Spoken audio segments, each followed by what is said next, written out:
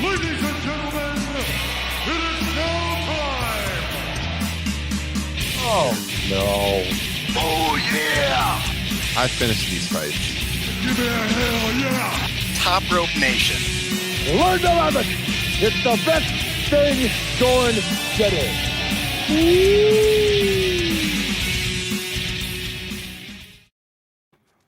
What's going on, everyone? It is episode 213 of Top Rope Nation. We're going to be getting historical on you today. We're talking, patriotism is in the air. It's a holiday weekend here in the United States. Happy early Independence Day to all of you out there. We're talking Great American Bash. It makes sense. It fits the theme. We've got a great guest on the line. We're going to be talking about some of his work as a historian of professional wrestling, and then getting him involved in this discussion of the greatest Great American Bash matches of all time. We're sticking to the early Great American Bash, the original, by the way. We're not talking about the WWE or the NXT reincarnations, but I got to go there. Crockett. That's all I was here for.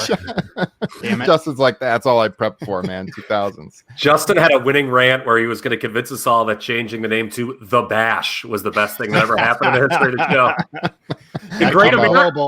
The Great American part is what killed those shows in 04 and 05. Enjoy your afternoon, Justin. We'll see you next week now. But no, I got Kyle Ross on the line, Justin Joint, as always, here to break it all down. And the very special guest, if you're a big-time fan of professional wrestling, if you have been on the internet for any period of time, you are probably familiar with his work. His name is Graham Cawthon. He is the founder of the history of WWE.com.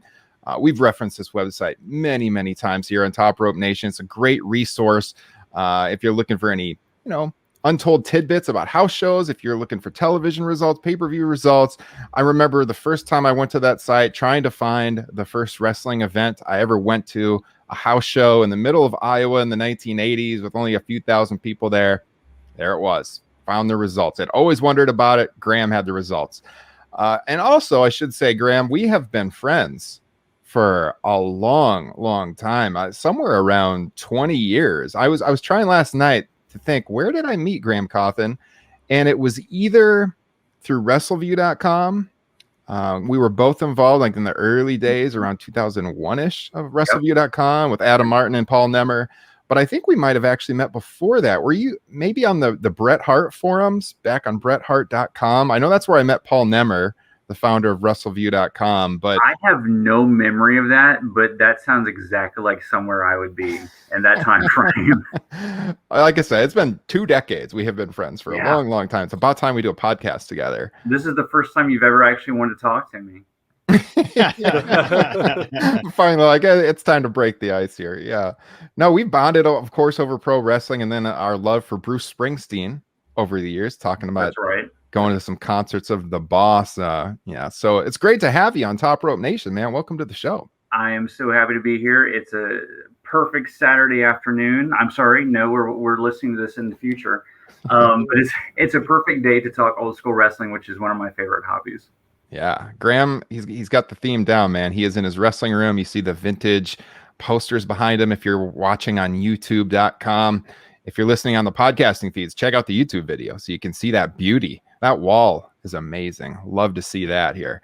Now, Graham, one of the things we like to do when we have people on the show for the first time is kind of just ask them, what's your background story as far as how did you become a pro wrestling fan? What are your earliest memories of watching this crazy sport? My earliest memories probably would be of the 80s era. I would have extended family, or I would have neighbors who were watching it.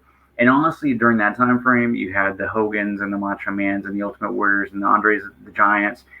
And it actually put me off because it seemed like, oh, that's the show where everyone screams. Like that was my how I took it. And then fast forward a couple years, I'm in 5th grade, and I notice, I don't know if maybe a cartoon I was watching on Saturday morning didn't air anymore. So I was flipping through the channels and I came across Superstars. And I thought to myself, I'm probably not supposed to be watching this. So let's watch this. And I gave it a shot. And it was fascinating. I honestly think the first episode of wrestling that I ever remember watching from beginning to end is the Superstars, where Papa Shango put the curse on the Ultimate Warrior and Warrior barked backstage. And I was thinking to myself, this is so weird. There's so much to talk about. There is so much to follow. There are so many personalities here. And then just fast forward a few months. Which finger do I want to use? This finger. SummerSlam 92 was the first show that I was a fan for the build of. And there's no going back at this point. Yeah. I mean, absolutely iconic. Now, I know you moved around a lot, of course, 20 years of history. I know a little bit about you. And so I believe, wasn't your father in the military? He was. Yeah. We lived in West Germany during a bunch of the 80s, back when West Germany was still a thing. And I would watch the Armed Forces Network.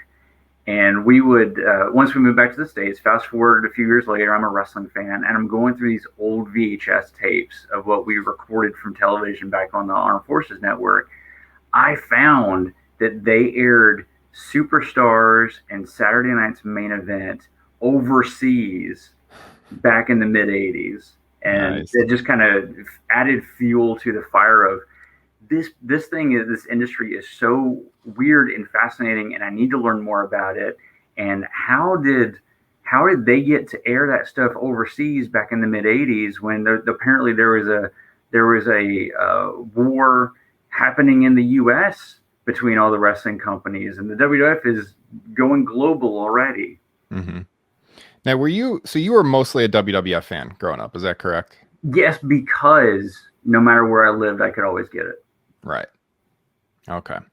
So like me then, probably, Justin talks about it. We all kind of grew up WWF first. I think Kyle had a little bit more background knowledge as a younger kid of what was going on in WCW and Crockett before that.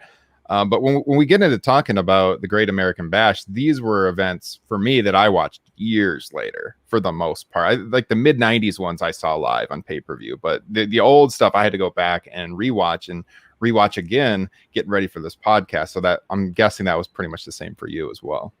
For me, it was probably 92, 93. Once wrestling grabs me, I'm going to Blockbuster every weekend. Yeah. And I'm just renting whatever it is that has wrestling on it. Mm-hmm. So that would be my introduction. And actually, I know we'll talk about it later, but my God, look at that. Wow. The original VHS. Wow. there is no clamshells. Yeah. Amazing. Yeah, I mean, around that period, that's how I spent my weekends too. Blockbuster, they always had a great selection. Mostly WWF in my area, but once in a while, I could get the old Crockett and WCW stuff as well. So yeah, Kyle and Justin, if you have any questions as we go, feel free to jump in too. I've got some stuff prepared too. But I wanted to ask you, what was kind of the genesis for starting history of WWE? Because there's some other sites out there now that are kind of similar in nature to what you've done, but yours was, as far as I know, the first. I had never seen anything like that before, where you just charted out the entire years of WWF results, and then you moved into other companies as well, all the house show results. What made you want to start that website and become, honestly, one of the preeminent wrestling historians out there, in my view? Well, that was never the goal. Really, it was a lot of downtime, but also a lot of curiosity. I grew up a fan during the mid 90s, so that would be the Pro Wrestling Illustrated heyday, where every month they would have in the arena results section shows from all over the world. And there's no way that you could know that all these shows were happening all over the world unless you were subscribing to that or the Observer or something to that degree. So when I would read through the magazines, it just blew my mind that these shows were happening almost every day of the week. And there was no way for you to experience that unless you were there. These weren't TV tapings, straight up house shows. And so I would love to, look at the pages, look at the arena results, and all it would basically say is wrestler A beat wrestler B, or wrestler A beat wrestler B. And in my mind, I'm going, yeah, but how? I need more. I need more. Was this a 30-second match? Was this an hour-long match?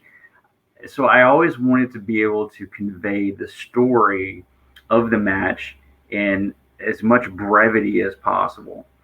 So around 2001, maybe early 2002, I was working full time. I took a year off college, and so I just kind of like as my own little pet project, what was happening the year that I became a fan.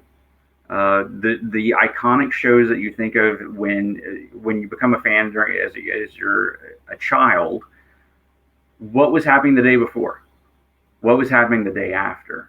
So I kind of wanted to build that bridge, and then just over time, that year of results became 2 years of results, became 10 years of results, became 15 years of results, because you've told this much story, but now kind of like if you think of it as a movie, yeah, but now I want to know the prequel. I want to know what came before. So like the headliner in January of this year, what was he doing in December of the year before, or in July of the year before? When did he come into the territory? So it just grew onto itself. And then as it's growing, people over the world are just organically finding it. And as they find it, they contribute. And so it just it feeds on itself. And that's how it's done for, I guess 20 years now. Wow. Obviously it's grown into something so big right now. How many new pieces of info do you get per day, per week, per month now in 2021? So full disclosure, about a year or two back, I just decided this is too much. Sure. So I've taken a step back.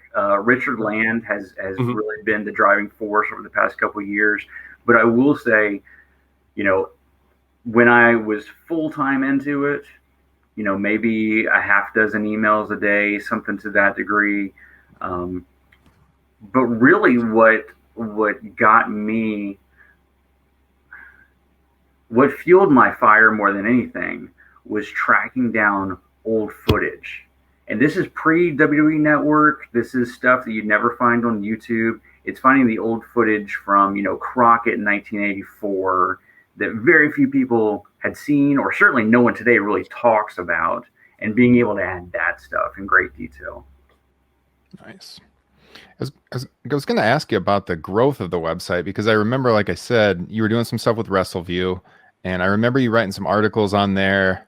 Were you doing kind of like This Day in History and kind of tying that into the website, something along those lines? Had you done much writing in the wrestling industry at all prior to launching the website? Very little. I think in high school I had written for a wrestling site and then WrestleView. Full disclosure, I was going to college at that point to be a journalist, which I am today. So yes, there is writing all along the way, but prior to launching the website, very little in the industry. Okay. Were there any events at all, as you started going through the years, and like you said, what happened before this? What happened before that? Were there any events that were kind of like, I don't know, unicorns for you, where it was like very, very difficult to find out what happened, like that you were chasing down the results, anything that stands out where you just couldn't get an accurate story of what happened at some live event? Off of the top of my head, I can't think of scenarios like that. What I can think of are scenarios in which I find something and I basically go, holy crap, how does not everyone know this? This is huge. There's something like, and of course, I think everyone knows this at this point. But 15 years ago, I discovered that while he was NWA World Champion, Sting defended the title against a guy that no one really heard of after the fact, but a guy by the name of Mean Mark. And then I sit there and I go, Sting fought The Undertaker for the NWA World Title. How is, and this is the dream match that everyone's talking about, but no one really knows that is something that actually happened. And it headlined, I think, Greensboro and another, but it wasn't really supposed to happen. It was, I think there was an injury and they just threw in Mean Mark to fill a spot. But that kind of stuff, maybe someone no-shows and this tiny little town in the middle of nowhere gets something that means nothing at the time, But 15, 20, 30 years ago, everyone looks back and goes, that's a dream match that we didn't even know happened. That kind of stuff. What's the most absurd bit of info that you've come across that like just made you chuckle? I always love coming across the shows where, there's like a snowstorm. And so pretty much every scheduled match can't happen because half the guys are stuck at an airport on the other side of the country. And so the opening match with, I'm just throwing out names here, but the opening match with the Brooklyn Brawler and whoever goes 30 minutes just because they're trying to kill time. And then the main event, which was supposed to be, let's say hypothetically Hulk Hogan and Earthquake, turns into some battle royal with just like the 12 guys that they could find. Yeah. I remember because I did a series and covering 1990, speaking of Hogan Earthquake recently, and I used your site a lot. I was just combing it for like, just give me some wacky stuff that happened during the dark matches or these house shows. And without a shadow of a doubt, the best thing I learned that happened in 1990 WWF, there was a random house show in Salt Lake City, Utah. Savage and the Warrior worked. And there was some local DJ who was doing the ring announcer. So they did the DQ finish where Warrior got DQ, and they do the thing where, the announcer's supposed to say, Savage wins, but he's not the champion. Well, this local DJ screwed up and said Savage was the new champion, and Warrior roughed him up and apparently gave him a clothesline and gave the guy a bloody lip. And I'm like, this is the most amazing thing I've ever heard. Did he go into business for himself? Was that supposed to happen? I just love the fact that, the Warriors clotheslining random DJs and giving them bloody lips for screwing up the announcement. If I'm Warrior in that spot, I might do the same thing just to get my heat back. Yeah. It was a count out. My apologies. I had it open there, but yes. Yeah, I remember finding out things through your site. Everyone knows this now, but, I didn't know Bret Hart had an Iron Man match with Ric Flair, or Bret Hart had an Iron Man match with his brother Owen. That stuff just blew me away when I first found out about it. So just to add to that, I made the site around the same time that I discovered fan cams. I was a big fan cam guy back in the day, and those two matches you just spoke of were absolutely among my earliest fan cams. And I just love tracking down fan cams that no one knew about, adding them to the site, because you can't get more detail than actually watching the show yourself. In terms of verifying that it happened, everything that goes up there is something that you had to see with your own eyes? Oh, no, it can't be. It can't be. Okay. Yeah. It would, in the sense of results that I got from magazines or, to that degree, yes, I did see that they had that thing. But I get, contributions from everyone. And so they're telling me based off of their own recollections, some of that's going to be wrong. But I think in the grand scheme of things, that's how it's kind of like it's its own Wikipedia. Not everyone can make the edits. You have to, I would think of myself as the editor in that instance. But everyone can contribute. Nice. They're all honest people in Salt Lake City. I know it. I believe it. Yes.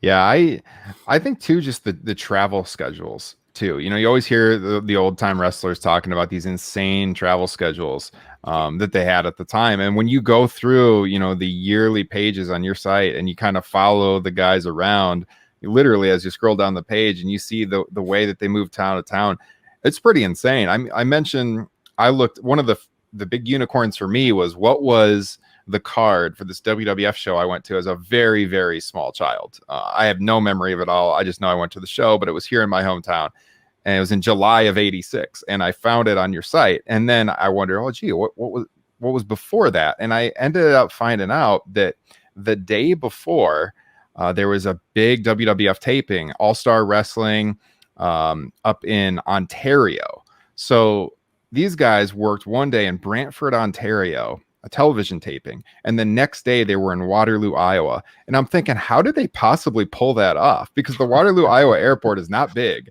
How the heck in one day did these guys do a television taping in Ontario and get to Waterloo, Iowa? It just blows me away. Well, and there's a lot of that. I think it blew them away too. That's how they pulled it off. But I ended up like, I never would have went back and looked for this because I've always looked for like photos of the show that I was at as a kid and haven't ever found a single photo of the show. But I did find some of that television that was taped the day before up in Ontario. So that was kind of cool to, to track that down and have that connection. But yeah, especially that 85 to 90 stretch. Yeah, cocaine's a hell of a drug. But it got a lot of people through those years. Yeah. Doesn't matter what the time zone is. That's for sure. It's Pablo Escobar time. Graham, I mentioned too, as I introduced you here for the YouTube version, so people can see that the poster collection behind you, that's just a fraction of what you have. You've been a vendor at wrestling conventions over the years. You have an absolutely insane collection of vintage wrestling posters. Sometimes you're posting them over on the Twitter feed at The History of WWE. Do you have a favorite in your collection? Do you have anything out there that you're looking for as far as vintage wrestling posters right now? So if I look around the room, and like you can see one wall, but obviously a room has 4 walls, so they're on different walls. I've got a WrestleMania 5 Hogan Savage, super colorful. I mean, it's the one that looks like a painting, and I've had that one signed by, I'm gonna ballpark here, maybe 15-20 people that work the show. So really, when I look around the room, it's WWF 87 to 93. And then I've got over in another area, I've got some WCW early 90s stuff. At this point, the things that I would be looking for might be, honestly, the things that we're going to talk about today. Some of that Crockett, mid-80s Crockett, or some of those early WCW pay-per-views. I don't know if you guys have ever seen them, but maybe during those first couple of years, they're much more of a vertical. So they're not more of a square. They're, like a very narrow up top, long. So there's like a Havoc 89 like that. There's a Bash 89 like that. Trying to think from 90. But yeah, that kind of stuff. But honestly, at this point, I don't have the wall space. So I need to take a step back. I see the Survivor Series 92 poster. Yeah. Peeking out there in the corner. Showing that. I don't know if you're aware of this, Graham. The Ultimate Warrior did not work that show. I don't know if that edit has been taken care of. He didn't make it, but it's cool. I was at that show, but it's just cool that you have the original poster out with the Warrior in there. Yep. And that was, it's so cool that you were at that show. I know it's not regarded as an all-time classic or anything like that, but the year that you become a fan, you just remember everything in such detail, and that's absolutely one of those shows for me. Not to make you turn your camera again. Are Brett and Sean even on that poster? No. Okay, no. Yeah, because that wasn't a featured match originally before they made it a world. No, and of course back then those posters were put together so far in advance. Back in probably late September or so, and Brett really wasn't a featured guy. Mm-hmm. So one of the things that we talk about sometimes on the show is our wives, and we're all married men on the show. And Justin has told this funny story in the past where when he and his wife started dating, he brought her in and he sat her down and he was like, "Caitlin, I got something to tell you." And she's like, "What is this going to be?" And he's like, "I'm a big pro wrestling fan." So we all have stories like that. So Graham, how does your wife put up with the collection? I mean, it's super cool. She has given you the wall space to have this wrestling room. Obviously, you can see in my house, I've got something similar, not nearly as cool as yours, but a little wall of wrestling memorabilia. How receptive has your wife been to doing the website, the collecting, and all of that? She just kind of gives me my space, and I give her space to do her things. But no, there's no. This is not her thing. couldn't make her a fan, huh? She took me as we were dating. She took me to a house show in the Savannah area, and I do remember us being in the crowd. And she looks around, she sees all the kids having fun, and this would have been 2016, and New Day was there, and they were huge. And I remember her turning into me and telling me, "Okay, I kind of get it now. I get, the live experience where, I get I get the excitement. Mm-hmm. So I'll give you that. But you can have your room away from everything else." I love it. You guys got anything else on the website of Graham before we jump into the bash? I don't think so. Okay. Before we go any further, I do want to get the usual housekeeping items out of the way. Of course, if you are listening on any of the podcasting platforms, be it Apple, Spotify, Stitcher, Podbean, we're available everywhere podcasts are found, including Amazon. Now you can get us to play on your Alexa device at home. Wherever you are listening, please hit subscribe, leave us a rating and review. It helps the show out so much. I mentioned we're streaming on YouTube. And so please subscribe to the channel, leave a like on this video if you enjoy what we're doing. Every single show we put out, we are also putting out video versions now. It's youtube.com/Top Rope Nation. And of course, if you want the best way to support the show, get bonus content each and every week, check out the Patreon page. The link is in the podcast and video description here. We just dropped our monthly Top Rope Nation Classics show a couple of days ago. We looked back at ECW One Night Stand 2006, almost 2 hours, a real historical deep dive on that show. A lot of fun. Check it out. Patreon.com/Top Rope Nation. All right, guys, let's go back in time. Let's talk about the Great American Bash. Graham, you're the historian here on the show. That's what you're known for. I'm going to throw it to you. What's the genesis for the Great American Bash back in the mid-'80s? It all surrounds Dusty Rhodes. So in, whether it be late 84, early 85, Dusty becomes full-time booker at Jim Crockett Promotions. And he is competing now with the WWF, who is building up to their first WrestleMania. And what he does essentially here, so they have Starrcade. Starrcade is a one-day event. It's Thanksgiving. Dusty is slowly not only bringing in talent and building talent to be his guys, his top heel, his top babyface, his top tag team, etc. He's also laying the framework for what we see in '86, which is essentially a major event every quarter. So what we have here is an outdoor festival type atmosphere, almost a concert type atmosphere. And a little historical context here, the first Great American Bash in Charlotte takes place 1 week before Live Aid, which is when we think of big 80s concert experiences. It's not just wrestling. And that's what we think of when we think of WrestleMania, especially the first WrestleMania. It's not just wrestling. There's a lot more to drive conversation in the pop culture world. So Dusty doesn't necessarily do that. He's not bringing Liberace. He's not bringing Muhammad Ali, those kind of names. But he is in the heart of the Carolina territory. He is using a minor league baseball stadium. He's bringing in a top country act. He is building toward a blow-off for 3 major feuds in the territory. And if you look at the television from that time frame, you can see going back about 3 months how they start laying the seeds for the Great American Bash being the blow off here. It is a fireworks show. It's a concert. It's wrestling. It's, bring the kids. We'll have food. Like it's much more than just, go to the Greensboro Coliseum or the Charlotte Coliseum and see Ric Flair and Dusty Rhodes, blah, blah, blah.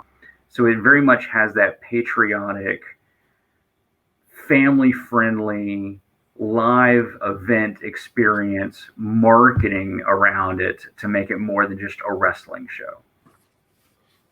Yeah. July 6th, 85 was the first event. As Graham said, in Charlotte. It's headlined by Tully Blanchard defending the TV title against Dusty Rhodes in a steel cage match. Yeah, entertainment. You get that 1 hour David Allen Coe concert on the show. I noticed you preface that with the word entertainment. Think about who your audience is. Yeah, I know. I mean, it makes sense for that. Yeah, for sure. I'm not going to, I'm sure they loved it. Yeah. Now, I have not seen the 85 version. So this was on closed circuit, wasn't it? That I'm not too sure about. Okay. But it was among those early VHS tapes that every store had. Yeah. So like 85 through 87 are not on the network. But there were, as you mentioned, the VHS releases. You have to track them down. Like the first War Games match from 87, I had to track that down online to watch it. It's been released on the WWE DVD set, but I don't have that one, and it's not on the network right now, or Peacock right now. I think it might have been on the previous version of the network as like a hidden gem, but I couldn't find it on Peacock now to rewatch it. So some of those early matches from the first 3 years of the event are kind of elusive for fans to see, at least right at this moment. And you also have the fact that 86 and 87 were full tours, right? They had like an 86, 13 shows around the country themed as the Great American Bash. But, one of those shows comes out as the Great American Bash VHS tape. Now, was that a compilation or was it one of the, I can't remember, or was it one of the shows? Which year again? 86. 86 is a compilation. Okay. And that's what this is. Okay. So the major shows were Greensboro, Atlanta. So basically all the big hot spots in the Crockett territory. But just to go back a moment, they actually ran the tour starting in 86, but all the way up to 89, even had a tour. 91, which we don't really think about in any favorable light, but 91 was a tour. And even 92 had a tour where they would advertise a lot of local shows as being part of the Great American Bash tour. Mm-hmm. Now, did you guys, as you were making your list of the best matches from the Great American Bash, did anyone have anything from 85 on your list? I did not, because I actually have not seen the 85 footage. I did not. Okay. I did not, but 85 is hot. I mean, if you think about it of the time, 85 is hot. They bring in the Road Warriors, they bring in Kamala, so it's a pretty loaded show. Yeah. 85 and 86 are definitely the best years of Jim Crockett Promotions for those who are looking to get into the product as a whole. Yeah, 85 on the card. I mentioned Dusty and Tully. The semi-main is Flair and Nikita Koloff, Magnum TA and Kamala. Yeah, the Road Warriors taking on Crusher Khrushchev and Ivan Koloff, the Russian team. So there's big stars, especially from that era. The Minnesota Wrecking Crew taking on Buzz Sawyer and Dick Slater.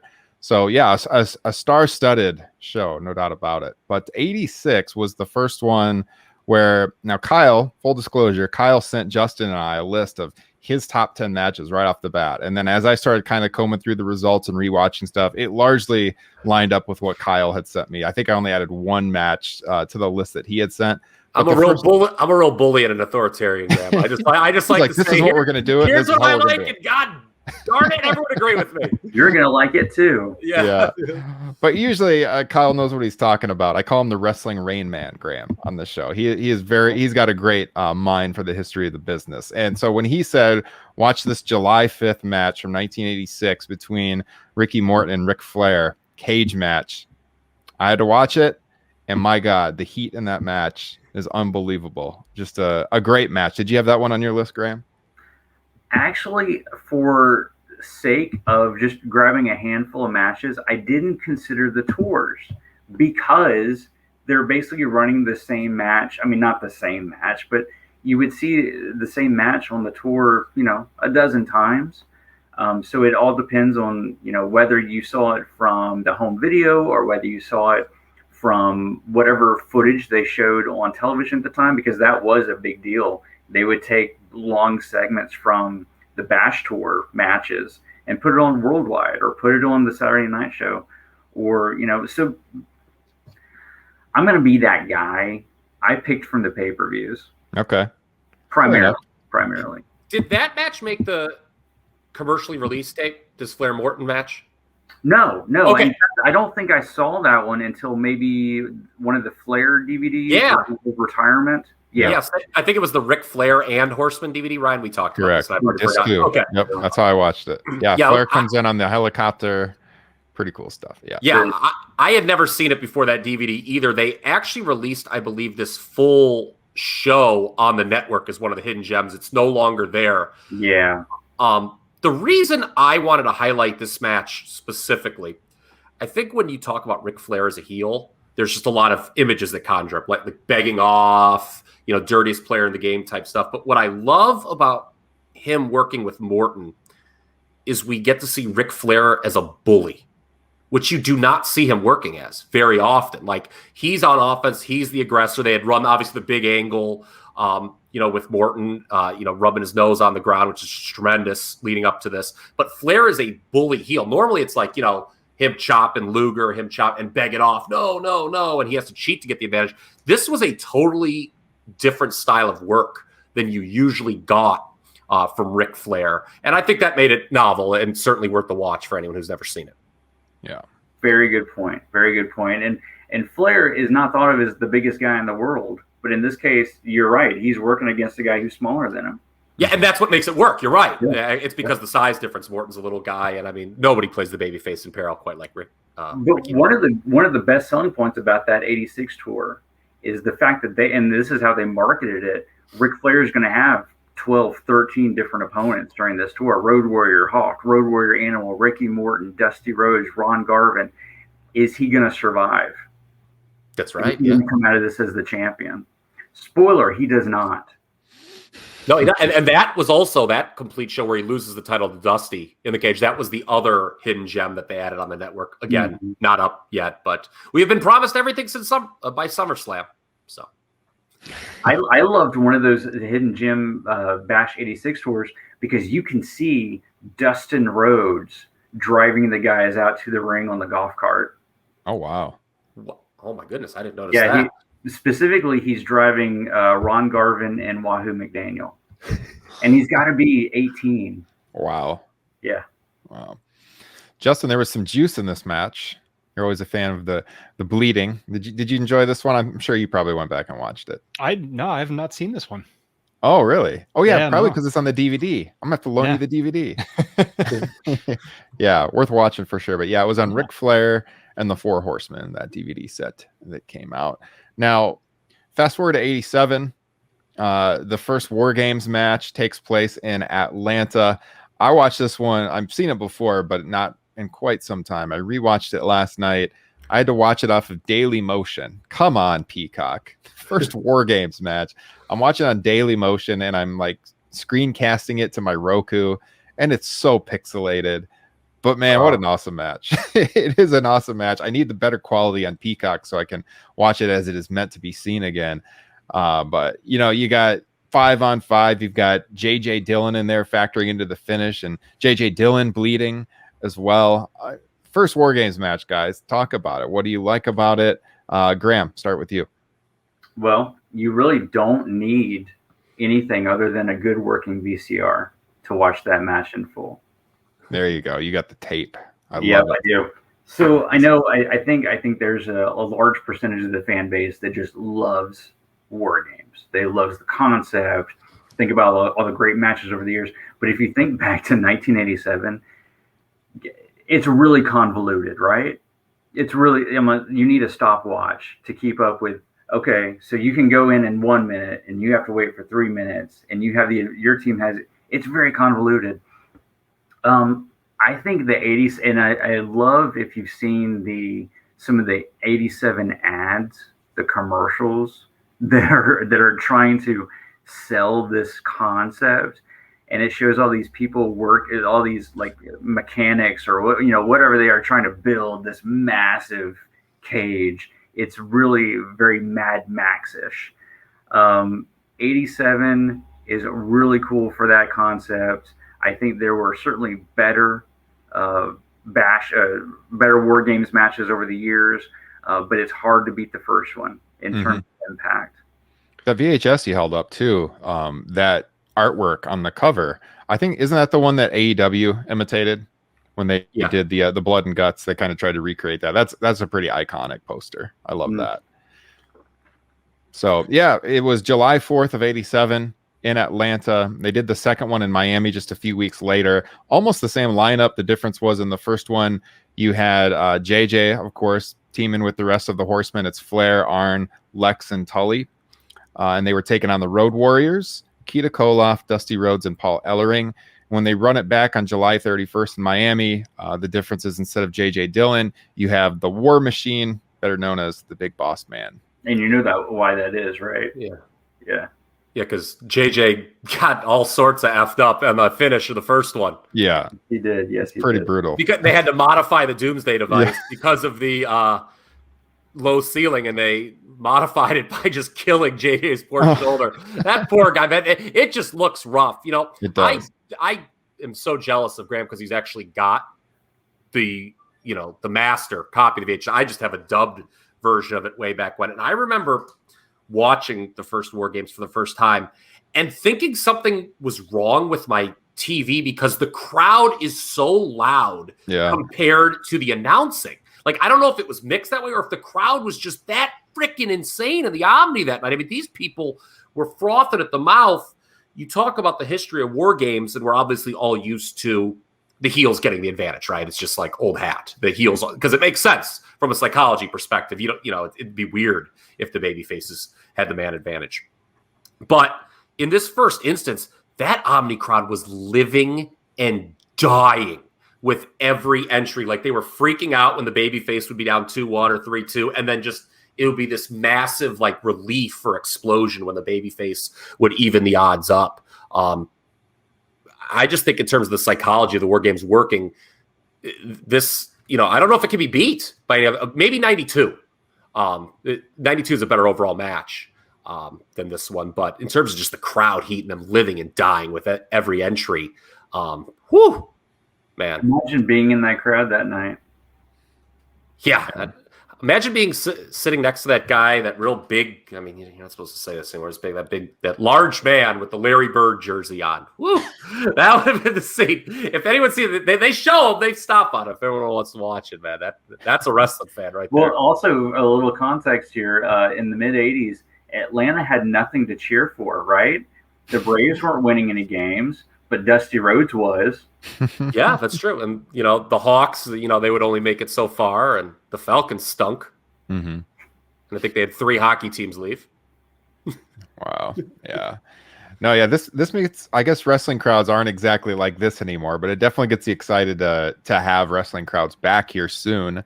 We just raved about the ECW one night stand crowd in 06 and 05 and how hot they were. I mean, you're getting crowds like that. It seems like almost every night out in that era back then. So, absolutely. Yep, you're right. You're right. Definitely stands out and stands the test of time. So let's see, 87. Then we go. So 88. I should have mentioned too that they're giving these events taglines. Like 88, they dub it the price for freedom. 89, we're going to get to. They call it Glory Days. Now 88. I noted in my research that there's a really good tag team match from that year. The Midnight Express defeating the Fantastics. That one got 4 stars in the Observer. I didn't have time to go back and rewatch that, but I added it to my list to watch at some point over the weekend. I don't know if you guys have thoughts on that match. Go ahead. Go ahead. No. I was going to say the match is really good because the match is really good, but it gets talked about a lot because it does have that pay-per-view platform. Mm-hmm. If I can make another recommendation, they had a match about 6 weeks, 2 months earlier on television that went, I don't know, 30 minutes or 40 minutes, something that. If you can track that one down, I think you would prefer the earlier one. Okay. That's what I was going to say. I was going to talk about that match. That match is incredible. I mean, that might be the 1988 U.S. match of the year. The match you're talking about. God bless it. Why can't I not think of what? It's in Chattanooga. Yep. And it's, I think, in multiple parts on YouTube, so it can be found. And it also, the reason that I omitted it from the list I sent you, Ryan, is not only is that match, but I like the Clash match better, too, than this one, which is just a wild, out-of-control brawl on that show. But these two always had good matches. I mean, even back when it was Dennis instead of Stan, and they were working in the various territories. I mean, the Rock and Rolls were the Midnight's most famous opponents, obviously, and for good reason. The Fantastics might have been their best opponents, though, ever through the years. I mean, they never had a bad match. So it looks like that aired, you're right, it was Chattanooga. It aired on worldwide on May 14th. So about 6 weeks before the pay-per-view. I know that Clash match we talked about on our Clash of Champions retro show. I remember rewatching that one. It's a phenomenal one too. But I don't know if I've seen, unless you've sent that to us in the past over the years, Kyle. I don't know if I've ever seen that TV match. So I'll have to add that to my list for sure. But that's all I had down on the list to maybe talk about from 88. Did any of you have anything else from that year? The Maryland State Athletic Commission is a bunch of assholes. What kind of hideous finish was that? Explain for the listeners. Luger, they did a great and we'll talk more about Luger the next year. They did a great job building him up as the top babyface in the early part of 88. But we know the story with Rick. Rick didn't want to put over Lex, and Lex got screwed because Rick had the match with Sting at the first Clash, and everyone decided, okay, Sting's not ready yet, but at some point, we're going to have Rick put over Sting, and the sun will shine forever. The sky will always be blue. So we're just going to put everyone else kind of has to take a back seat to that. So we've got to kind of come up with a screwy finish for Rick and Lex. And Lex does a weak blade job, and they use this lame rule from the State Athletic Commission that says there can't be blood, so the ref stops the match. Mm-hmm. And Lex needed to blade more if they were going to do that finish because it looks like a shaving cut. That's really, I think that's why it gets criticized so much, because there is only a little bit of blood. It keeps Lex strong because the match ends as he's got Flair in the torture rack, so the place explodes. And if you watch the video, the place does explode. And it kept the feud strong because they actually did good business into the fall with the rematches. So everything worked except the blood. Yeah. Needed a lot more blood. Plus, this is 80s Crockett. We're used to a lot more blood. I'm pretty sure we've talked about that on the show. Did that come up during our Flair draft? I don't know. I feel like we have talked about this match before in that issue. We talked about the Wrestle War Flair Luger match because they did a screwy finish in that too. Where maybe that's what I'm thinking of. Yeah, the Horseman attacked Sting outside the ring. Poor Lex. It's okay. I hear they're finally going to put the belt on him on the 91 Bash. Yeah. This is finally the time. Yes. All right. Well, let's go to 89 because 89 is one of the great pay-per-views of the era. And we've been talking about this in our group text. And this is where I'm going to really bring in Justin Joint to the conversation because I know that this is his kind of match. Talk to us about this Ric Flair Terry Funk match from Great American Bash 89, Justin. Plain and simple, it's a fight. Yes. I mean, all these, the majority of the match is them just slapping each other's chests. And it freaking works. It totally works. And not only is the match really good, but you have an all-timer brawl at the end where, the high points are the crowd just anticipating Sting coming out and then him finally rushing the ring, him trying to fight off both Muta and Funk. And then you have Flair just like all of a sudden appearing in the camera going after him.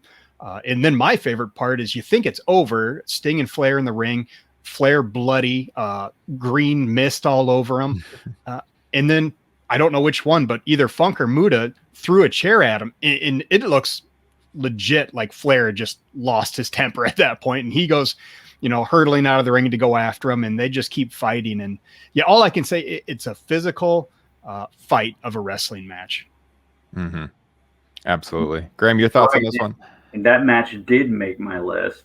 I think a lot of folks, myself included, love everything top to bottom with Bash 89. But Flair Funk is such a contrast from Flair Steamboat, which is what we had for 6 months prior. This is just Flair. Is he going to retire? Funk pile drives him on the table. We don't know if Flair's in, and if he's going to stay in the business, if he's going to keep the title. It's a fight. It's a fight. And also the surprise of Gary Hart as Terry Funk's new manager. Gary Hart, who's also managing Muta. So they do a phenomenal job of not only giving us payoff in the main event, but also getting us to Halloween Havoc. Yeah.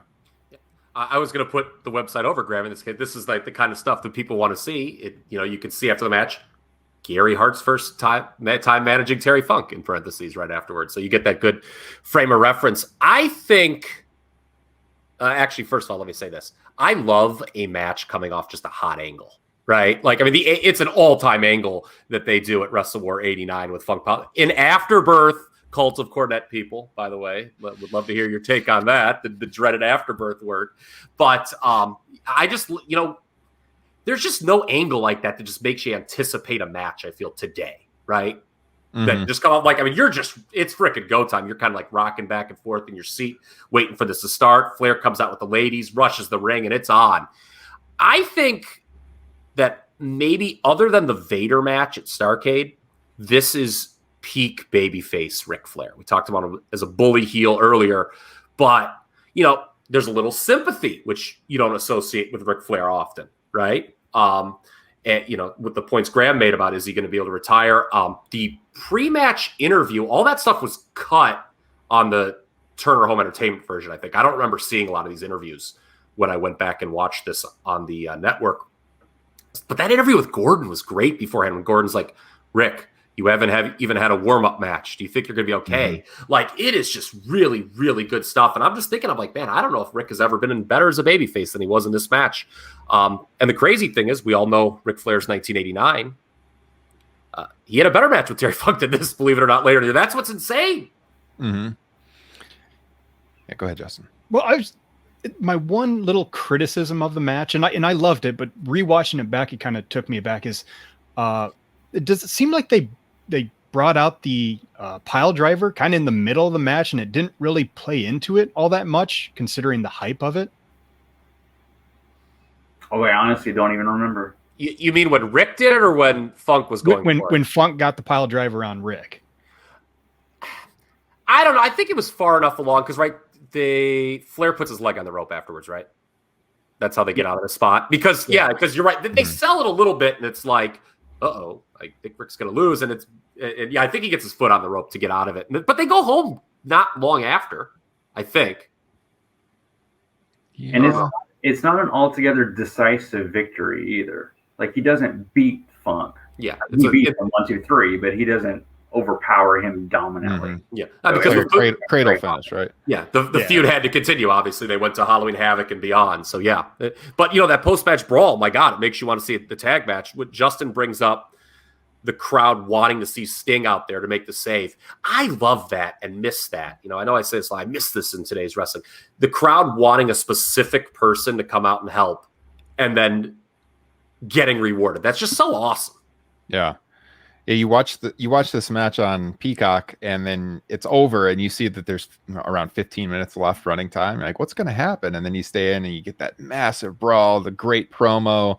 It's good stuff. Ric Flair's 1989 stands apart, I think, from any other performer in the history of wrestling. I don't think that we were talking about this yesterday. I don't think any wrestler has ever had an 89 like year that compares to Ric Flair from that year, because you have him doing, you know, early in the year with Steamboat, he's a heel, he pivots, he becomes a babyface, he works, you know, the brawling style with Terry Funk, and he had the more technical matches with Ricky Steamboat. I put this out on Twitter yesterday, and I had one person say, yeah, I kind of agree, but what about Okada in 2016? And my response was, I love Okada, I love those matches he had in 2016, but I don't really feel like people are going to be waxing poetic about those matches in the same way in 30 years because, you know, to Kyle's point, how badly you wanted to see these matches and the way that they built them up with that awesome angle with the pile driver and the table with Terry Funk. That I don't know what you think about that, Graham, but I don't see any wrestler in the history of the business that's ever had a year that compares to Ric Flair's 1989. It's just unbelievable. Well, they're both all-time classic feuds. Yeah. And when I say feud, I don't just mean matches. I mean the storytelling between the matches. I mean the promos between the matches. To have something that you could do on television every single week, maybe it's only a 1-minute promo, but do something on television every single week to build up to a blow-off in, you know, a month's time, 2 months' time, whatever. And I love 89 in WCW because of all the fresh talents that's coming in, but also these headlining matches and these headlining feuds. Yeah, certainly the storytelling sets it apart. I think Okada had tons of really good 5-star matches in 2016, great ring work, but I just think from the total picture to seeing two sides of the Ric Flair character to that ongoing storytelling week after week, that it stands apart. And it stands the test of time. Really, you watch a match like this and it makes you want to relive everything in between until you get to the Havoc match too. Can I point out one more thing about this card? Yeah. I'm just, you know, this is for Kyle's heart when it comes to kind of bashing the current product. You look at the mid card of this match, and you have part of this is looking at Dave Meltzer's star ratings, which is not the be all end all of if a wrestling match is good, but you have the Steiners versus Kevin Sullivan and Mike Rotundo, 3 stars, followed by Sting versus Great Muta, 3 3/4, I believe. And then following that, Luger, Steamboat, 4 1/4. Now, what I want to point out is the first match I noted, 4 minutes, 22 seconds. The next one, 8 minutes, 40 seconds. And finally, 10 minutes and 26 seconds. Stuff didn't overstay its welcome back then. I mean, because people paid to see the main event back then. It wasn't like I am paying for 3.5 hours of that unique brand of entertainment that only the World Wrestling Federation can supply. It's, that they wanted to get to the main event. And so that's why undercard matches never overstayed their welcome. It was very rare that anything on an undercard back then would go more than 15 minutes. But also it speaks to the time. Like today, we expect undercard matches to go, 20, 30 minutes. But you don't need that to have a memorable match. No. You holding a headlock for 5 minutes or, doing something just to stretch out the time in the match doesn't make it more memorable. It just makes it longer. And these shorter matches, these are the ones that we're talking about 30 years later. Yeah. I mean, to that point, I brought this up on the show before. When people talk about the Okada Omega series, I've always said my favorite match of that series is the G1 match they had, which is way, way shorter, than the Wrestle Kingdom matches, for example. But it's a sprint, and I like that. I like the shorter matches. War Games. You just talked about the first War Games. You guys brought up the 92 War Games match.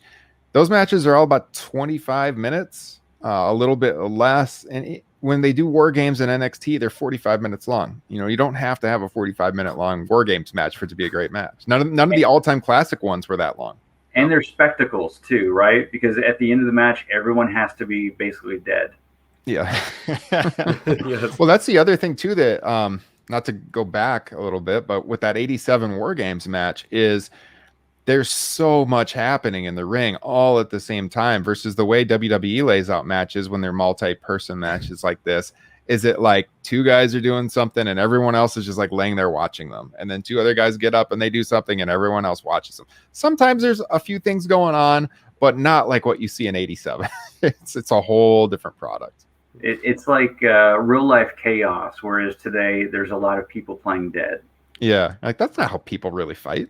Yeah. You watch the matches today. Imagine when you watch just 87, it seems like a real fight. Yeah. Imagine just laying around in a War Games. Well, why would you do something like that?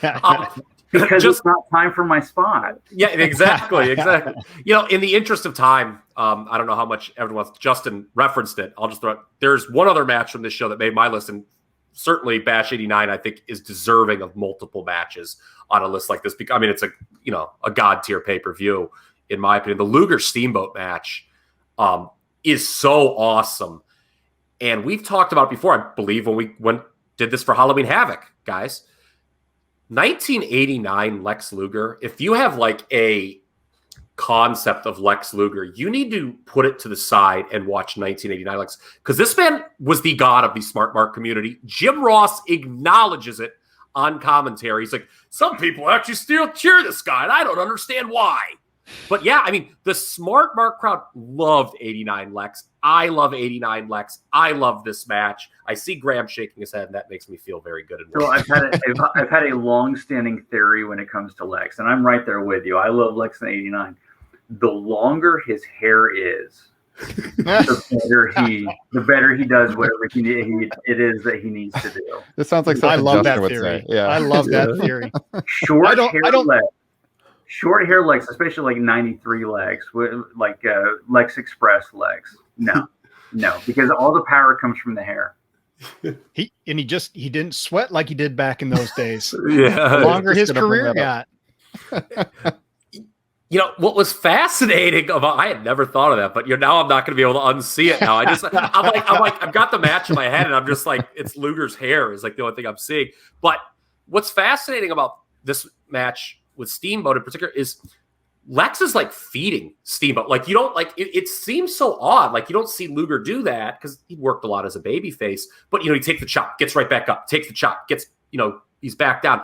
You didn't see Lex could move, man, in 89. And I'll say it again. I think he should have got the title as a heel at the end of the year. Right. I think instead of rush the Sting thing or just be hard-headed about it. I really do. And I think then you would have had two baby faces opposing him, Flair and Sting. 1990 would have been a lot better. Yeah. No argument. Yeah. No argument. The more I watched stuff of that era, I fully believe, that Wrestle War 90 where they had to turn him babyface because of Sting being out. Oh man, he was white hot as a heel, destroying Sting, destroying Flair. I'm the guy, I'm the U.S. champion, I'm the #1 contender. Nobody can take this from me. And now I'm going to take the world title too. And no one could stop him until he turned babyface, and then everyone could stop him. Yeah. And that really sucked because the Sting knee injury obviously affected him. I mean, he goes, because I believe the plan was Sting wins it at Wrestle War, and him and Luger were going to then work on top the rest of the year because Luger had pinned him in that goofy gauntlet thing they did at Starrcade. That makes sense. Yeah, and that would have been great. I mean, God, that Sting knee injury.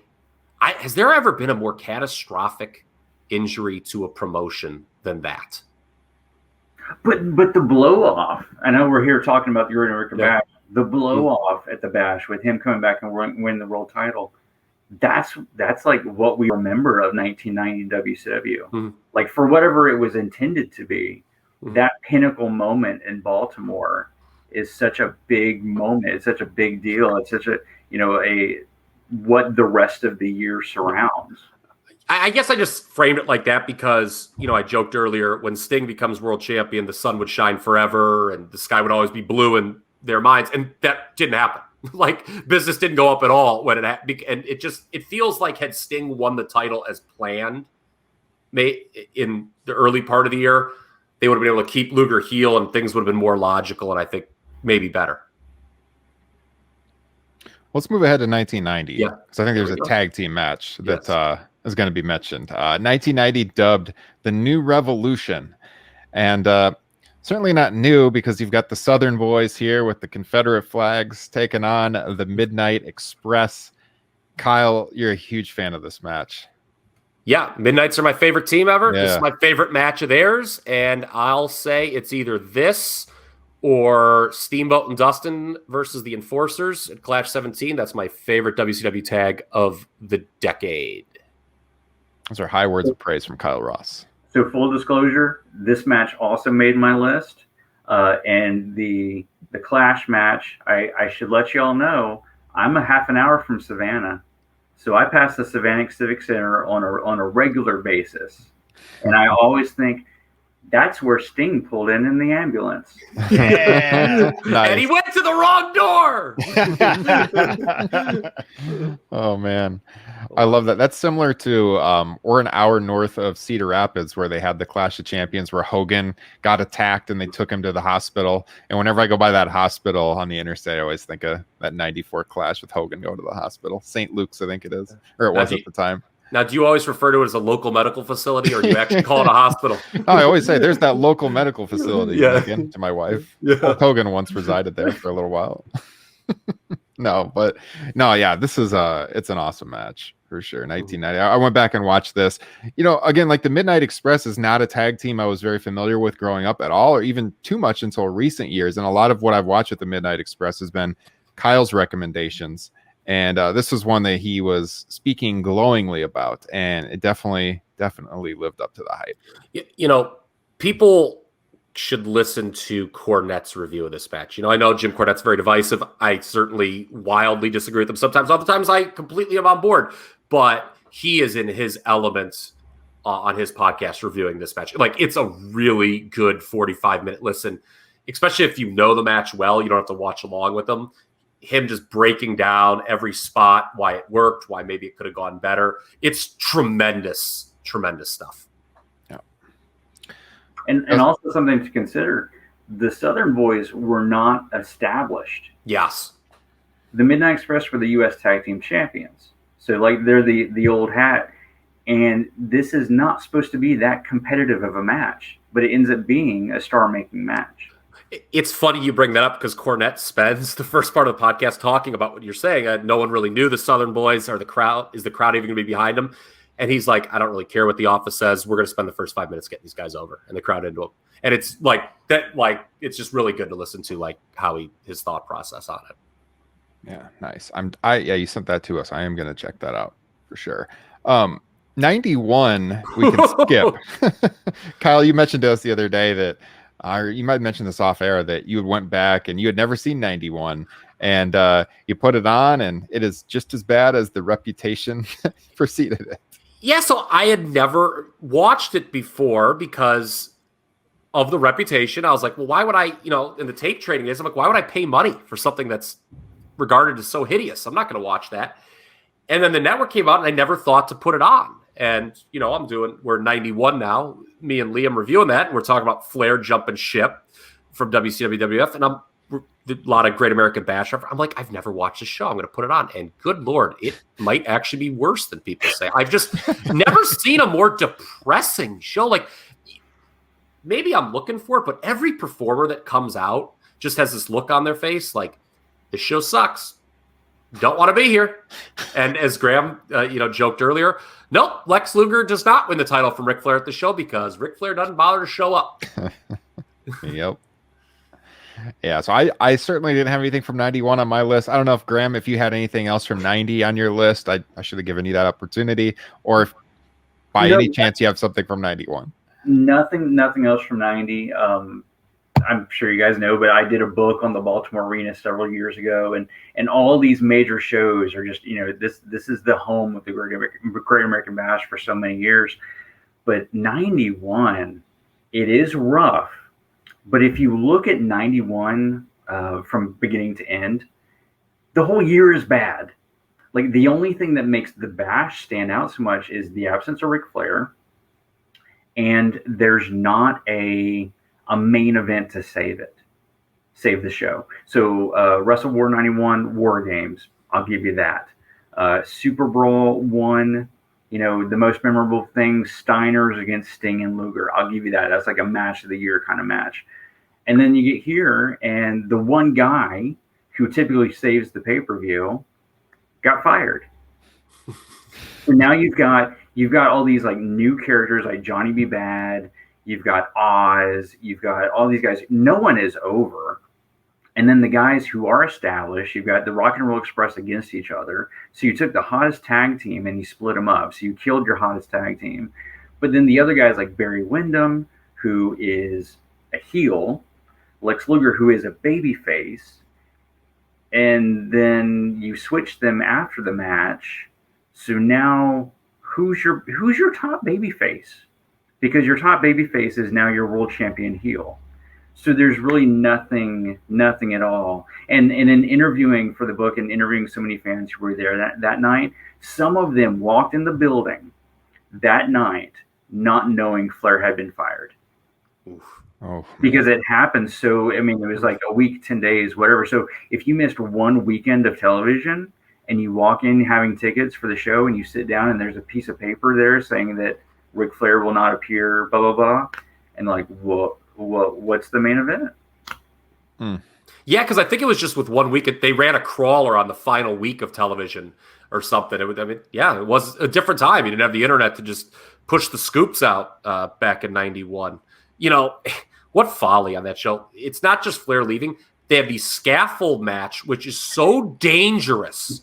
Like the scaffold is so thin. And the four guys beforehand were like, I don't feel comfortable doing this. And I'm not taking a bump.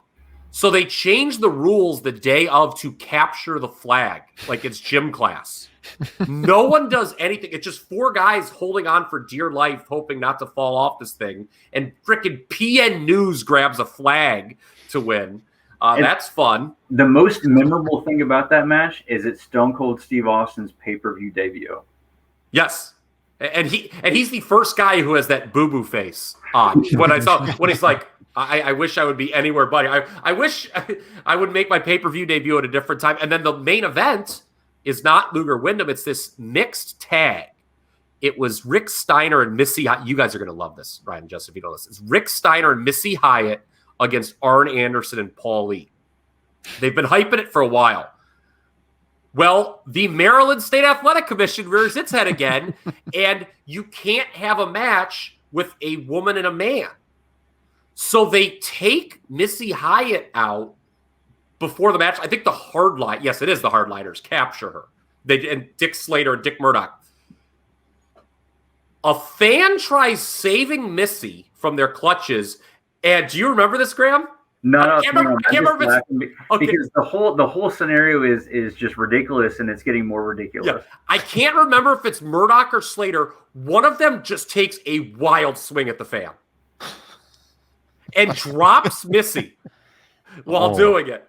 So they have to. So they've been hyping this. It turns into a handicap match: Rick Steiner versus Arn Anderson and Paul Lee in a steel cage, and Rick Steiner pins Paul Lee. And it's very, very bad. So I'm trying to remember what the original match was, because obviously Scott is out hurt. Yes. And I think, Arn and Barry against the Steiners. And maybe Missy and But Paul Lee and Missy were definitely supposed to be, because they had been building that on TV for a long time. But yeah, apparently they just never conferred with the State Athletic Commission. Oh, yeah, we're going to have a woman wrestle man. And yeah, like day of, they're like, no, you're not. So if we got the show as it was intended, we get Luger and Flair in a cage, but we also get the Steiners against Arn Anderson and Barry Windham with Paul Lee and Missy also involved. Does that save? How much does that save the show? Because obviously it saves the show a little bit.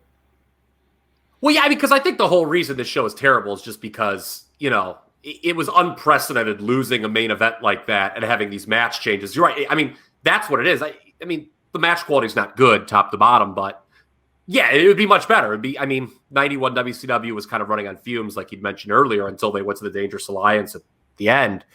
But yeah, it wouldn't be what it's known as now. I think it's just the behind the scenes folly that gives that show its much deserved reputation. Yeah. Justin couldn't handle any more talk about 91 Great American Bash. He just got up out of his chair and left. He's gone. Not the first. Yeah. I think he had to put his kid down for his nap. But let's move ahead to 92. Now this one, I believe we talked about the match that I think is going to come up about 3 years ago, because we did a show looking back at the career of Vader when he passed. I think it was in June of 2018. And check our archives if you didn't hear it. That one turned out really good. I like that pod a lot. So I'm guessing Sting and Vader is probably on everyone's list. Yes, it is. And I know we've been talking about these all day. I have that poster, Bash 92 poster, signed by, as many guys. Haven't met Liger yet, but as many guys who are still living as possible sign that one. That is a favorite of mine. It's such a strange show for the time period, but it's absolutely one of my nostalgic favorites.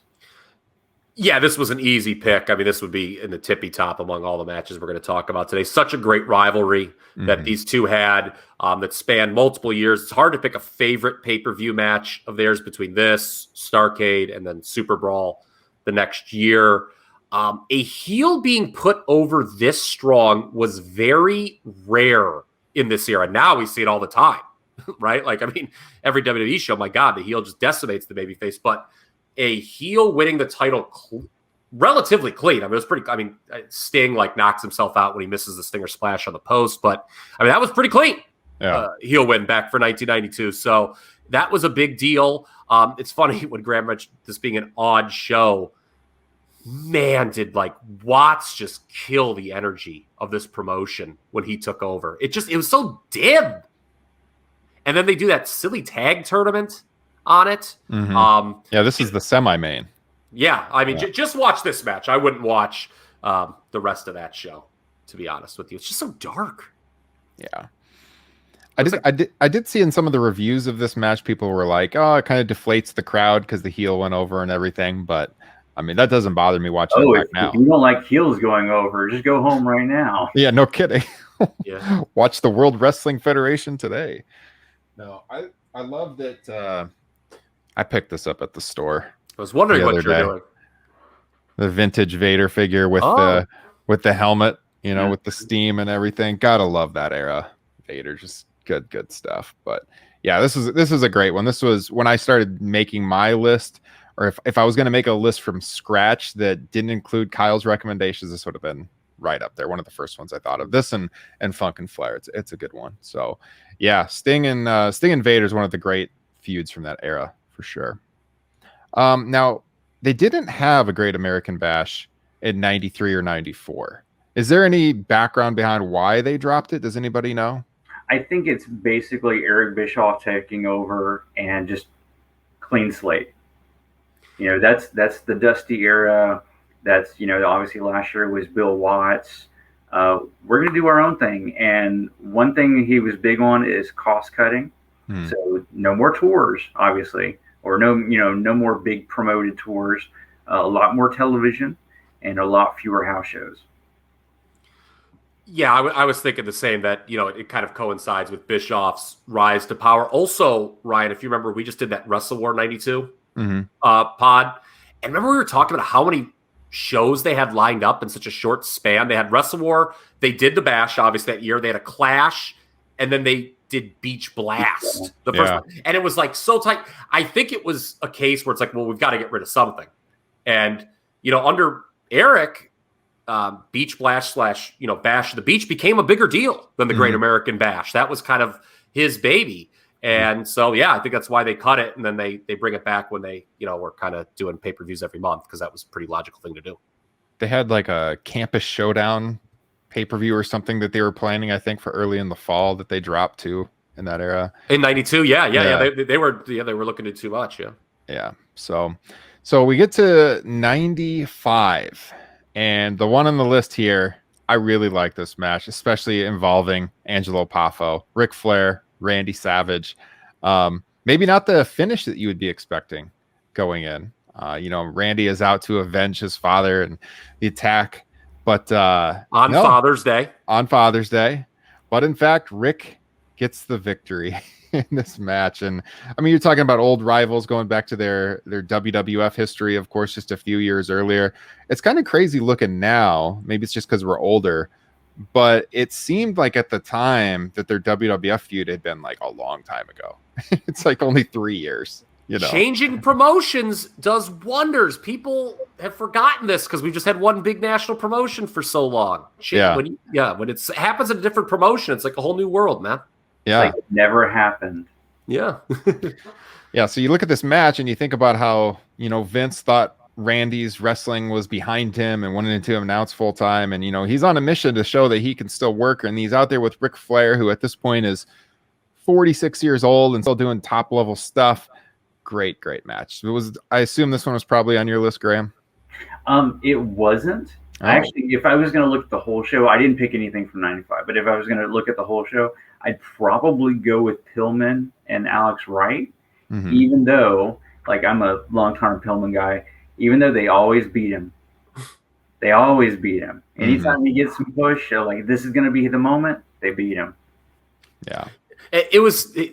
That was when he first started showing the heel tendencies that he would, when he obviously turned horseman that match. Like, he was like, and he did it with like the Johnny B. Bad match too later in the year. Pillman had kind of a nice little run. That is a fun match, him and Alex Wright. He's like a salty baby face. Yeah. He's just like, it's cool. And it was funny too, because the diehards did not like Alex Wright's babyface push at all. That's but also that's Pillman's backyard. Yeah. One more reason for the crowd to boo Alex Wright and cheer him. Yes, this was in Dayton. Yeah, down to 71 there for me, and or as they call it in King of the Ring 93, the Heartland of America. We never refer to it as Dayton, Ohio. It is only the Heartland of America. We're not going to mention the city. It's just this. Ryan, you kind of touched on this a little bit with the Savage Flair match, and comparing it to Mania 8. It's not as good as Mania 8. Sorry, PWO message board. Sometimes they go a little strong over hyping things, but that's okay. We all have our favorites. This is kind of similar to Mania 8, just with Angelo Poffo in place of Elizabeth, right? It's Savage avenging someone in the family, the other difference is Ric Flair wins here. This probably is the only good thing from the first 6 months of 95 WCW, which is a wretched promotion. I mean, we talked about 91 earlier. The first 6 months of 95 give 91 a run for its money. whoo, it is just the Hogan loving, baby. And if you don't like Hulk Hogan, do not watch the first 6 months of 1995 WCW. Seconded. Yeah. Justin, we're done talking about the 91 bash, so you are safe to return here. Phew. I made a joke on the air that Justin has had it with this discussion of 91 bash. He's left, got up out of his chair and he left. Justin, anything from 95 bash that you want to discuss? Did you have Flair Savage down? Yeah, and I'm assuming you guys already talked about the Renegade versus Arn Anderson being on your list. Yes. As I mentioned, the first 6 months of 1995 WCW were trash. The intro of that show has the Renegade in it, and something like, the Renegade's on fire. Really? Really? Graham, correct me if I'm wrong, was he not hyped for his debut as the ultimate surprise? Yeah, and that's one of the reasons I bought Uncensored. I was 13 years old going, wow, they're bringing Warrior, cool. And then they did not. The ultimate surprise. I mean, there had to be a lawsuit, right? If Probably. not, has the statute of limitations gone by? Because I might just bring one to the hell of it now that we're talking what he's about not telling you is Graham spent the next about 18 months sending letters to Atlanta looking for a refund of that pay-per-view. Yeah. I remember being on the school bus the next day talking to another kid who wore the pay-per-view, and I'm telling him, I don't think that was Warrior. And the kid's going, yeah, it was. Yeah, it was. That was him. There is a second Ultimate Warrior after all. Yeah. Let's move forward to 96. All right, because 96 is a damn good show. I mentioned that we just did the Top Rope Nation Classics on ECW One Night Stand 2006. Number 2, the show that we almost did, was Great American Bash 96. Behind the scenes, we were kind of hoping that was going to win the poll. It did not. We go That's with okay. We love you, voters. We go with what the patrons choose. Patrons voted for ECW One Night Stand. But in the future, we will probably cover this show, and on it, you get the WCW debut of Rey Mysterio taking on Dean Malenko for the Cruiserweight Championship. I mean, just a showcase showing that the business is changing. This is how WCW was setting themselves apart from the WWF, as everybody knows, when they brought in the Cruiserweights. And this is a phenomenal match. You might think that Mysterio coming in with some hype, they want to put the title on him. They don't. He loses the match. But it is a spectacular one. So this is on my list. Anyone else have this? Yeah. Oh, yeah. Love this match. I assume around the horn, probably. Yeah. I really no, I did not have this match, but I do have another match from the show, and it was a coin toss. John Tenta, Big Bubba Rogers? Yes. I'll just say, I think the most famous thing about this match, I'm interested to know, because I have 2 matches from this show, so I'm maybe guessing that Graham and I are in agreement on the second one. There's a lot you could pick. This is 89 and 96 are just like the 2 standouts from the entire run of the Bash pay-per-view wise. I mean, just 89 is the best of that era, and this is one of the best Bischoff era shows forever. You get the debut of the NWO, of course, but I think the interesting thing goes on behind the scenes with Dean and Rey here. So you guys have probably heard this story, but it bears repeating for anyone who may not have heard it. Rey shows up in the locker room. This is his debut, and people in the locker room laughed at him. They're like, you're putting this person on pay-per-view. He's so small. And nobody was laughing after the match. They were all like, trying to run in line, be the first to kiss his ass when he came back. I mean, vintage WCW. So that's like a fascinating thing that like people are like, who? You're putting this child on pay-per-view? And, he went out there and killed it. And like the first couple high spots he hits in this match, the announcers have like no idea what they've just seen. Look, thank God Mike Tenay was out there. Because Tony and Dusty kills me this whole pay-per-view. I mean, they would have been lost without Tenay. But just a great match and a great feud. You mentioned Rey does not win his debut. He does eventually win the Cruiserweight title. I think about a month. I think he wins it the night after Bash at the Beach. Mm-hmm. And then my favorite match of theirs is actually the one at Havoc. It's a great 5-match series in 96 that gets both guys over. Dean Malenko in 1996 got organically over as a babyface by the end of the year. Give me 96 WCW crowds, not these people, who want to wear Let Me In shorts.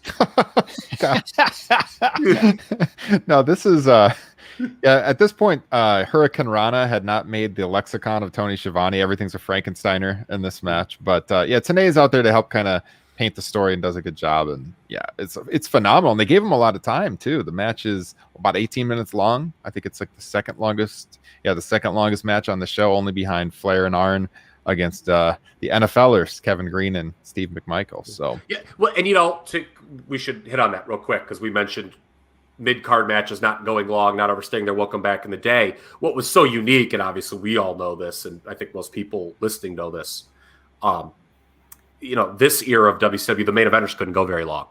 But you had the cool thing was you had the great workers underneath, and that dynamic worked really well, actually, just giving the undercard guys more time, and then, people were happy with what they got out of the main events sometimes. Graham, did you have a certain Falls Count Anywhere match from this show on your list? I did. Yes. So I remember I really wanted to order this pay-per-view. My family goes up, and we were in Panama City, Florida at the time. We drive up to North Carolina because we're going to stay in a little log cabin for a week. Do you know what little log cabins don't have? They don't have cable, and they don't have pay-per-view. But because we are in North Carolina, the night of the pay-per-view's over, the local news, because Kevin Green was a Carolina Panther, the local news had highlights from the match. Wow. So I was already sucked in from the build. And then I remember watching, oh my God, it's big enough that it made the local news here. Oh my gosh. And then watching Nitro, I think the next night or, the next week, whatever it was, everyone's talking about the Falls Count Anywhere match. Everyone's talking about Rey Mysterio, Dean Malenko. Everyone's talking about not NWA, but the Outsiders. There were so many huge talking points coming out of this show. And I remember this was so rare at the time. They made a commercial that you could order the VHS for only $20. I did that immediately. Just because if you look at the first 6 months of 96 in WCW, it's almost like a before and after. So if you ever talk about WCW, there's WCW before Hulk Hogan and there's WCW after Hulk Hogan. In 1996, there's WCW before the Great American Bash and there's a WCW after the Great American Bash. So this show gets the ball rolling for everything that comes after. The cruiserweights, the NWO, the Benoit Sullivan, the ECW type violence that was starting to come in, everything starts on that night. Even the reformation of the Horsemen. So many huge things coming out of it. Yeah, I'm going to say it, full disclosure. I love Ric Flair and Arn Anderson versus Kevin Green and Mongo on this show. I with the follow-up angle with Mongo being, you're a Chicago Bear guy. You had to love number 76. Oh, man, I love joining the Horsemen. Pro wrestling, yeah. But, Kevin Green was a real natural. I know other people have said it before. There's a spot early in that match where, obviously Rick and Arn are two of the more decorated wrestlers, so they're going to out-wrestle him. But then Green reverts to his football and, starts doing these shoulder tackles on him. And, the crowd is so into it. That is good stuff, man. Mm-hmm. That is really, really good stuff. And, with the Falls Count Anywhere, it's such a novel brawl at the time. If you weren't watching ECW, you did not see stuff like that really in 1996. Them brawling into the crowd, into the bathroom. Dusty Rhodes saying, "There's a woman in the men's room." That will never not be funny. But they're going to get some relief, baby. Yeah, yes, he just could not stop making toilet jokes. Yes, that is such a great line. And Benoit wins, actually. My God, Chris Benoit won a WCW paper. That's certainly, not something that anyone's going to rejoice about now. But at the time, against the guy who had been feuding with Hulk Hogan for the longest time. That was a big shock to me, too. He got owned. And that really, if I wasn't already a huge Benoit fan, that was the moment. Mm-hmm. Yeah. And that angle afterwards, if anyone's unclear and is watching this and wasn't watching the time, when Arn comes out, and people are unclear if Arn's going to help the fellow Horsemen. They were doing this weird Horseman storyline where they were falling apart, and then they just kind of junked it when, the promotion really got going. So yeah, and the pop when Arn like reaffirms that he's on Benoit's side is just so awesome, man. And I mean, Hunt's Kevin Sullivan and Baltimore explode. yeah, I mean that's Horseman country, so it was the perfect place to do it. So, yeah, excellent, good stuff. Yeah, 96 Bash is an all-timer. Now, when we get to the later years of the Great American Bash, I mean, post 98, I have nothing on my list. I went through. I didn't have a lot of memories of watching those shows. I did at the time, and I think I forgot a lot of it for good reason. But when I went back through those cards, I'm like, yeah, 99 and on, like nothing's gonna make the list here. But 97, 98, a couple of things stood out. Kyle, let me just throw it to you. What do you got from 97 and 98? I have nothing from 97. There's some good stuff on there, but nothing that really stood out. Like the Dallas Page Randy Savage match is good, but again, I don't think it's my favorite of theirs. I think I like Spring Stampede better if you put a gun to my head. But from 98, obviously one of the more remembered things of that era was the best of 7 or 8 with Benoit and Booker. And that's a really good match. This is the final match. Booker wins. And what kind of stinks, there's a lot of things that stink when you watch Benoit matches now, but one that's a little lower down is this was the period where WCW began getting very frustrating in that you had mid-card guys who were clearly ready to break out of the pack, these two included, and they were not rewarded. This was actually the first WCW pay-per-view I did not watch live in like over a year and a half. So if anyone thinks, oh my God, like you ordered all those pay-per-views, you had so much money. No, my buddy had a scrambler and we watched them all legally. But I think the statute of limitations is passed on that. But yeah, I remember this was the first that we're like, guys, we're not going to get together for this one. But I've watched the match many times subsequently, and yeah, Benoit and Booker, they kill it in the opener, and the rest of the pay-per-view stinks. Yeah, yeah, 98's a weird show because in the main event, you've got Bret Hart tagging with Hulk Hogan when they were doing that weird, is Bret in the NWO, is he not kind of thing. Like he had been involved with Benoit and Booker's series where he offered Benoit like a shot with the NWO. It seemed like he didn't want to take their help. If you watch that main event and you watch Bret Hart come out next to Hulk Hogan, I mean, Graham, he grew up a big Bret Hart fan like I did and like Justin did. He looks like he wants to be anywhere but this show. If you watch and also to put in some context here, I mean, this is what, 9 months after Montreal. Yeah, and the go-to match upon him coming into WCW is him versus Hogan, and now they're tagging, so he's already dead in the water. He's already like just another guy. Luckily, Michael Buffer gets the introduction right on this show and does call him Bret Hart, not Brett Clark. So that was a win. that was such a big internet thing in '98. Remember, everyone would always make Brett Clark jokes after that. Yeah, but Bret and Hogan against Roddy Piper and Randy Savage. But yeah, I mean, to think where Bret was a year earlier, and then when you watch him in this match, you're like, geez, what are they doing? And what a wasted opportunity. But Booker and Benoit. Yeah, that's a good one. I had written down in my notes the Savage DDP match from the year prior because I was trying to get something from 97 in there. But then, yeah, post 98, there's really nothing to speak of. But yeah, Savage and Page, they had a good feud. As Kyle mentioned, probably not their best match, but if you're going through the history of the Great American Bash, 97's worth a watch with Savage and DDP, I think. All the matches are very unique on 97. Like, you just like have no idea what match is going to happen next. They like go Ultimo Dragon, Psychosis, Steiners, Harlem Heat. There's like a freaking women's match. I think Glacier and Mortis. You're like, my God, the variety of styles in this promotion. Well, you can really tell starting in 97 that the focus is on Nitro. The focus is not on the pay-per-view. Like, they will take your pay-per-view money, but they really want you to watch every Monday instead. Mm-hmm. For sure. That's a great point. Yeah, because what's the best 1997 WCW pay-per-view? That's whatever on that spot. They're all fun. Yeah, they were like, because it was like a hot promotion, but like I'm trying to think, like none of them like really stood out. Halloween Havoc, I would probably pick. Well, yeah, because with Eddie and Ray, yeah. But like the whole show is either phenomenal matches like that or super hot feuds. Mm-hmm. Mm-hmm. You were talking about Bret in '98 at the Great American Bash. correct me wrong, is that the show where somebody phoned that called the arena and said Stu Hart had died? Oh, it might have been. I forget when that happened. I think that was a Great American Bash show, maybe. I'm almost positive now that it happened because they Bischoff said you don't have to work the show.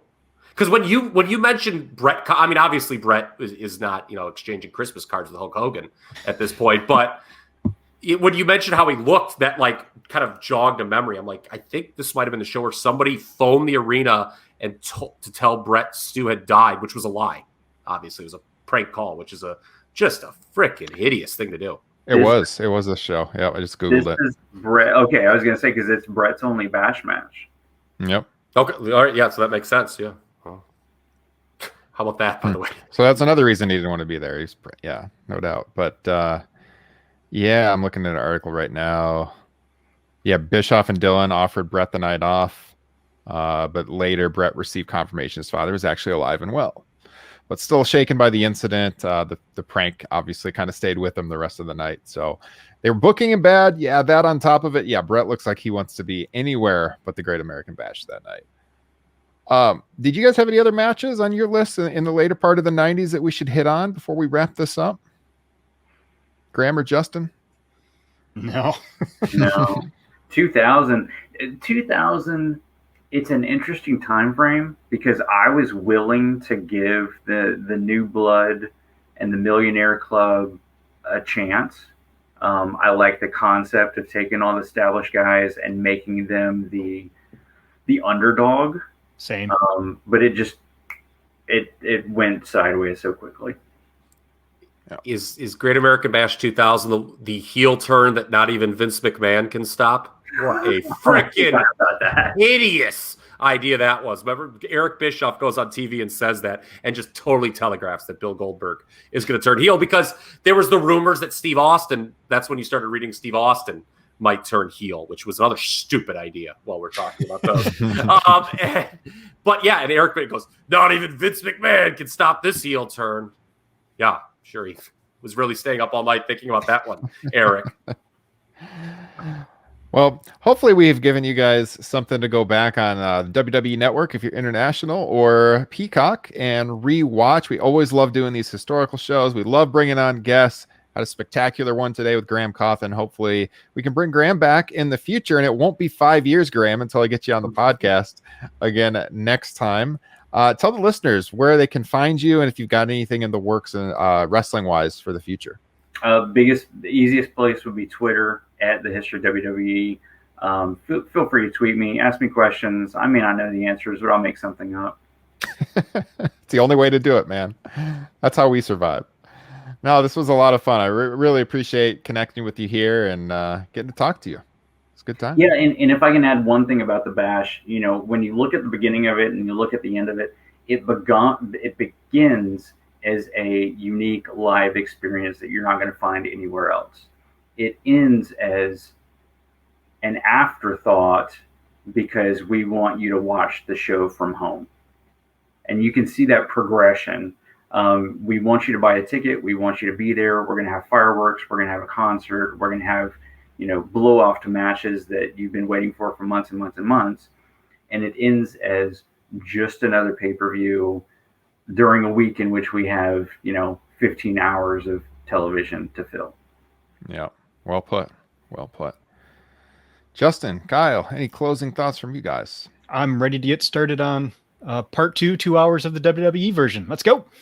Yeah. 2000s WWE, The Bash. Yeah. Oh, yeah. Kyle. JBL's first title win. That's true. That's true. Yes. No, man, I love talking old wrestling. 2 shows in a row, guys.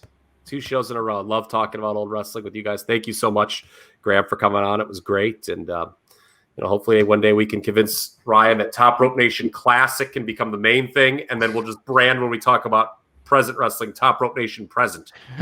We can just flip the thing. Yeah, we can just flip it all on its head because, man, it's just great to go down memory lane. All right. Hey, well, speaking about that, I should mention that if you want to hear us talk more current wrestling, because we have been doing these classic shows the last couple of weeks, Patreon, or if you have the Spotify Green Room app, Kyle and I will be on there next week talking about the latest news in pro wrestling. You can listen live on the Spotify Green Room app. Follow myself and Kyle, and then we post them in podcast forms as a Top Rope Nation Extra, the bonus show over on Patreon every week. So if you want to hear us talking about the WWE releases, for example, that just happened yesterday, I'm sure we're going to be addressing that next week, and all the latest with AEW and WWE. Yeah, I was going to ask you, I assume we're doing a Dynamite post show as well. We could. Okay. We could. It's always fun doing the game planning live on the air. Yeah, we can. A window into the backstage of Top Rope Nation there. Yeah, we'll be talking about that. But follow the show on Twitter at Top Rope Nation. We have a Facebook Pro Wrestling discussion group. Join that. Search Top Rope Nation Pro Wrestling Discussion. You can find Kyle at TRP Kyle, Justin's at Justin Joint, and I am at Ryan Drosty. We will see you guys next time. This has been episode 213 of Top Rope Nation. Enjoy your Independence Day weekend and watch some classic wrestling. Catch you next time.